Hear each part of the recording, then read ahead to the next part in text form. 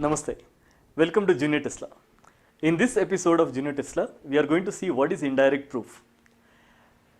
When direct methods for proving mathematical results are so elegant, why do we need to go for indirect proofs? You may be thinking. Yes, it's a valid question.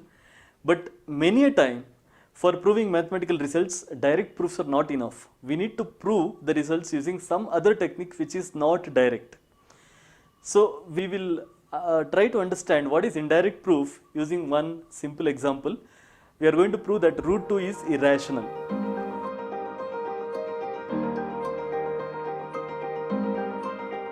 Now in ancient Greek, mathematicians or even general public, they thought all the numbers are rational. That means every number can be written in the form p by q. But Euclid, he understood that root 2 cannot be written in that form. If you try to write root 2 in the form p by q, you are not going to get the exact value. Okay, so root 2 cannot be written in the form p by q. It is an irrational number. But how to prove it? The direct methods were not so obvious. So he thought of using some indirect method for proving that root 2 is irrational.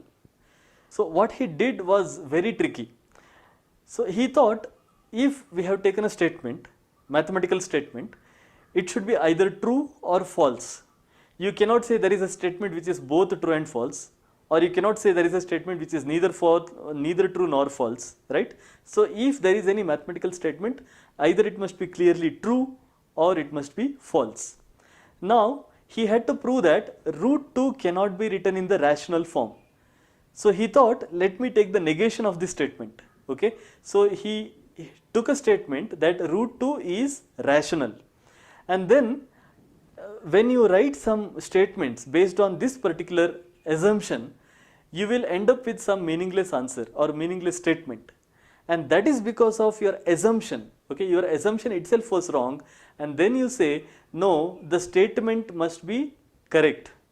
And that is what I mean. It's a quite tricky argument.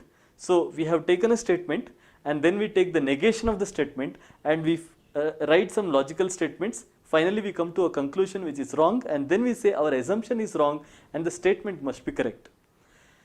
It's quite complicated. Let us see how it can be done, how the proof by contradiction or indirect method can be adopted for solving the problems.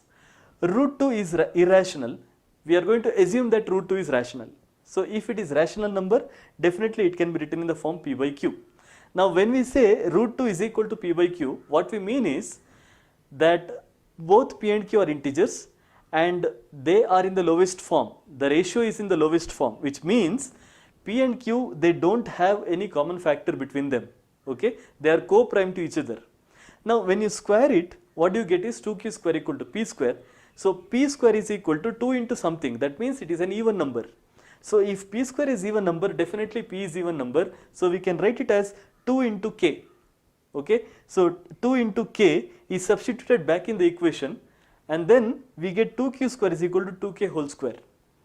Now 2q square equal to 2k whole square, if you simplify it, you will get q square equal to 2k square, which basically means q square is also even number because it is 2 into something. If q square is even, definitely q is also even. So we have come to a conclusion that both p and q are even. Now if both p and q are even, that means they have a common factor 2. But we had assumed that root 2 equal to p by q, p and q, they don't have any common factor. P by q is written in the lowest form. But here we have come to a conclusion that there is a common factor 2. So these two statements, the assumption and the final statement, these two are contradicting each other. There is a clear contradiction.